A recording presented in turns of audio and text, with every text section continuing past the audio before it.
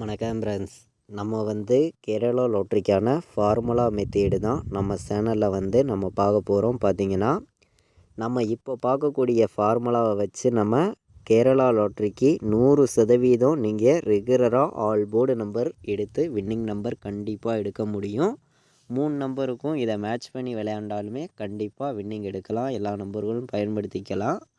நம்ம வீடியோ பார்க்கக்கூடிய ஒவ்வொரு நம்பர்களுமே நம்ம வீடியோவுக்கு ஒரு லைக் பண்ணிடுங்க. சப்ஸ்கிரைப் பண்ணாமல் உள்ள நம்பர்கள் சப்ஸ்கிரைப் பண்ணி வைங்க.